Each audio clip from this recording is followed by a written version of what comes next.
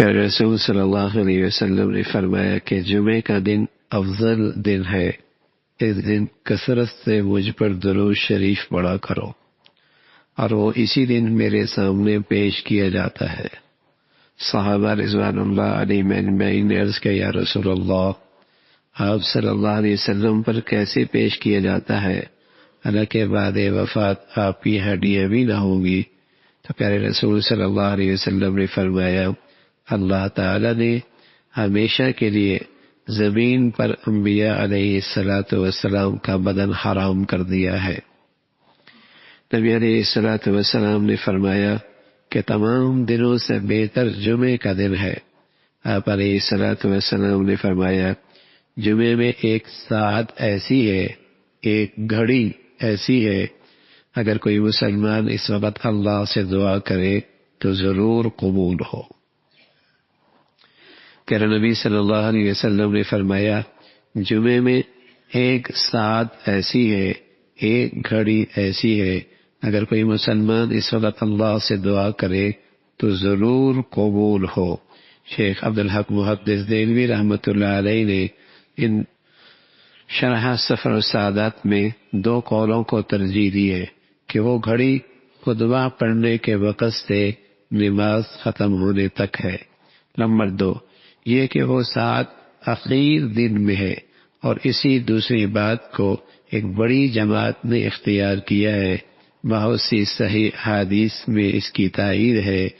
دہلوی رحمۃ اللہ علیہ فرماتے ہیں کہ روایت صحیح ہے کہ فاطمہ رضی اللہ تعالی عنہ جمعے کے دن کسی خادمہ کو حکم دیتی تھی کہ جب جمعے کا دن ختم ہونے لگے تو ان کو خبر کر دے تاکہ وہ اس وقت ذکر اور دعا میں مشغول ہو جائیں۔ اگر دنیا کا کوئی حاکم اعلان کر دے کہ جو اس وقت سے اس وقت تک میرے پاس آئے گا میں اس کی حاجت پوری کر دوں گا، کیا حال ہوگا؟ اور یہاں حاکموں کا حاکم، بادشاہوں کے بادشاہ کے بارے میں سچے نبی خبر دے رہے کہ ایک وقت ایسا ہے، ایک گھڑی ایسی ہے کہ جو اس وقت اللہ کے دربار سے مانگنا چاہے مانگ لے، اسے وہ عطا کیا جائے گا۔ پورا دن ویسے ہی ایسا ہونا چاہیے کہ اس میں اللہ سے چپکے چپکے اٹھتے بیٹھتے کچھ نہ کچھ مانگتے رہنا چاہیے۔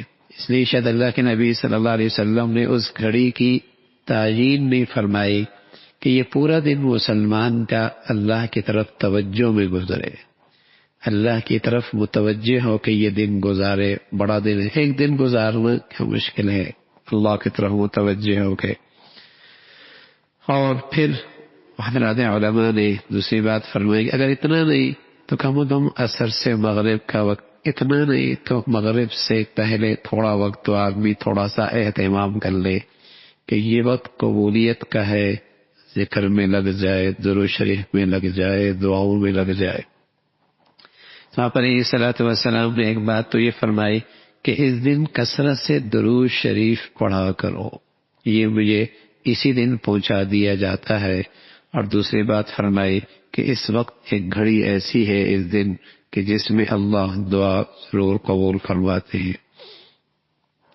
ہر مسلمان کو چاہیے کہ جمعے کا اہتمام، جلدی اہتمام جمعرات کے دن سے کرے، جمعرات کے دن عصر کے بعد استغفار وغیرہ زیادہ کرے، اپنے پہننے کے کپڑے، خوشبو، جس قدر صاف ستھرا لباس جمعے کا اہتمام ہو۔ جمعے کے دن غسل کرے، سر کے بالوں کو، بدن کو خوب صاف کرے۔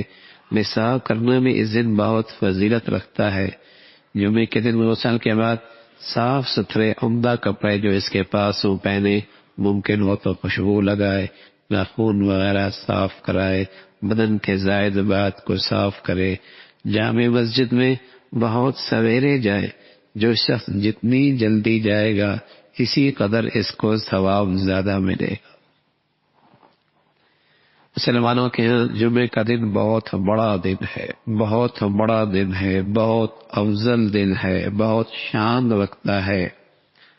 اس کا اہتمام ہوتا تھا، بلکہ علماء نے لکھا ہے کہ خیر القرون اچھے دور میں جیسے مسلمان عید کے دن سویرے سویرے گلیوں سے گلیاں بھری ہوتی تھی، عیدگاہ کی طرف آ رہے ہوتے تھے، ایسی مسلمان جمعے کے اہتمام کے ساتھ اللہ کے گھر میں جمعہ پڑھنے بھی آیا کرتے تھے، ایسی اہتمام کا سویرے سویرے جلدی جلدی۔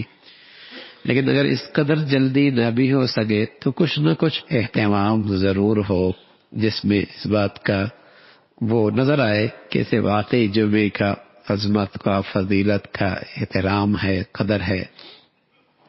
جمعے کی نماز کے لیے پیادہ جانے میں ہر قدم پر 1 سال روزہ رکھنے کا ثواب ملتا ہے، 1 سال روزہ رکھنے کا ثواب ملتا ہے۔ بسا اوقات یہ ثواب و جواب ہمارے دلوں میں کوئی کشش نہیں پیدا کرتے ہیں۔ اگر یہ کہہ دیا جائے کہ 1 گھنٹے کے اندر 1 لاکھ روپے ملتا ہے تو یہ فوراً دل میں ایک کشش پیدا کرتی ہے، حرکت پیدا کرتی ہے، ایک شوق پیدا کرتی ہے۔ 1 لاکھ کا ثواب ملے گا، 2 لاکھ کا ثواب ملے گا، اتنے نفلوں کا ثواب ملے گا، یہ میرے اندر حرکت نہیں پیدا کرتی۔ سچی بات ہے، آخرت کی منڈی کا وہ تصور، وہ یقین جو مسلمانوں کے ذہنوں میں ہونا تھا وہ رخصت ہو گیا ہے۔ اس لیے اجر و ثواب کی باتیں میرے دل کی دنیا کو اتنی متاثر نہیں کرتی کہ یہ بھی کوئی چیز کام کی ہے۔ اگر آج اسے کہہ دیتے 1 سے 100 ملنے والے ہیں، 1 گھنٹے کے اندر اگر کاروبار کر لے گا، اس وقت اگر تو یہ کر لے گا تو 1 کے لاکھ ملیں گے، کتنی اندر ایک حسرت پیدا ہوگی، نہ کر سکے اور کرنے پہ تو اپنی پوری توانائی لگا دے گا۔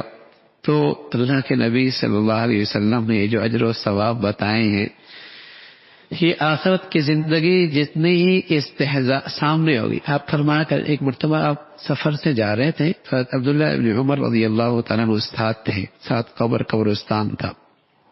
آپ نے فرمایا عبداللہ اگر اس قبر والے کو اٹھایا جائے نا اور اس سے پوچھا جائے کیا چاہتے ہو تو یہ کہے گا کہ مجھے ساری دنیا کا خزانہ مل جائے، اتنا مالدار بنو، تو میں اس بات کے لیے تیار ہوں کہ میں یہ سارا ہی دے دوں اور مہلت چاہوں کہ مجھے 2 رکعت نفل پڑھنے کی مہلت مل جائے۔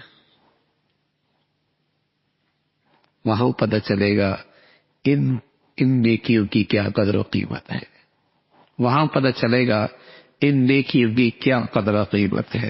یہاں کی منڈی ہو رہے، یہاں درہم دینار سونا چاندی، ہاں ریال ڈالر کی باتیں ہیں، وہاں کی کرنسی وہاں ہے، وہ آنکھ بند ہونے کے بعد پتہ چلے گا ایک ایک نیکی کتنی قدر و قیمت رکھتی ہے، اس کی کتنی